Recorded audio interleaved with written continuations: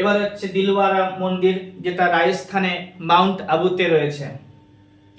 Dilwara temples পরীক্ষাতে আসে, Mount আবুতে রয়েছে রাজস্থানে।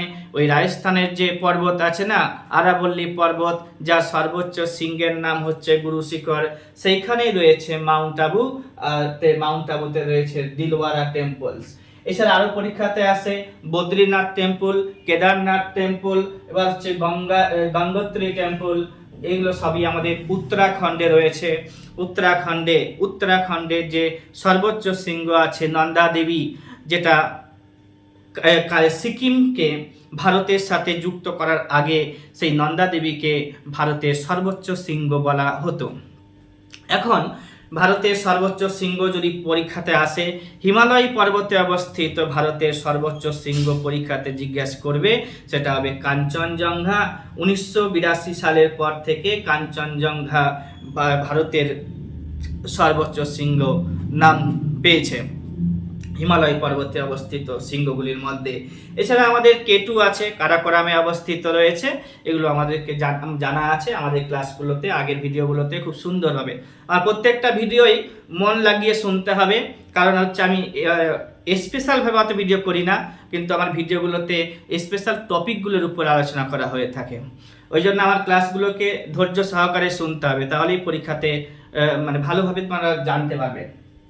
এছাড়া রয়েছে কি নন্দা দেবী টেম্পলস, যেটা উত্তরাখণ্ডে রয়েছে, Badrinath temple, Kedarnath temple, Gangotri temples.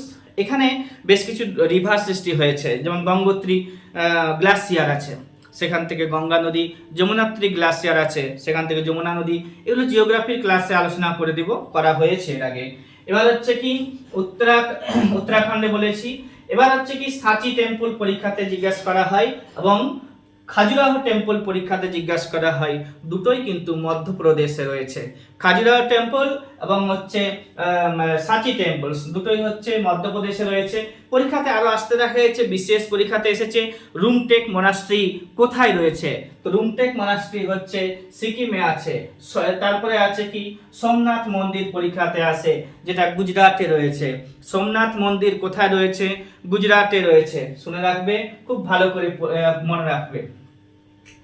এবার হচ্ছে কি দুটো শব্দ লিখে রেখেছি, আগমার্ক আর আইএসআই মার্ক। মনে রাখতে হবে আগমার্ক কিসের সাথে যুক্ত, আইএসআই মার্ক কিসের সাথে যুক্ত। তো আগমার্ক হচ্ছে কৃষিজাত পণ্যের যে নাম্বারিং করা হয়, মার্ক করা হয়, সেটা হচ্ছে আগমার্ক।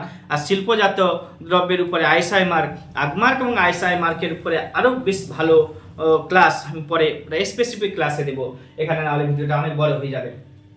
এবার হচ্ছে কি আমাদের বেশ কিছু কান্ট্রি আছে যাদের কারেন্সি গুলোকে জানতে হবে।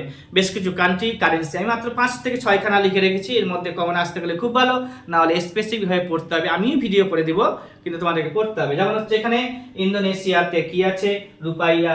মায়ানমারের মুদ্রার নাম পরীক্ষাতে জিজ্ঞাসা করা হয়, কিয়াট বলে। আর হচ্ছে কি ভুটানের মুদ্রার নাম আছে নুলটাম, থাইল্যান্ডের হচ্ছে বাট। এই তিনটার মধ্যে একটা পরীক্ষাতে বেশি আসে। এছাড়া আমি লিখেছি আর্জেন্টিনা পেসো, আর হচ্ছে ইয়েমেনের রিয়াল। এছাড়া তোমরা চায়না, জাপান, এদের নামগুলো পড়ে নেবে, ওদের মুদ্রাগুলোর নাম পড়ে নেবে।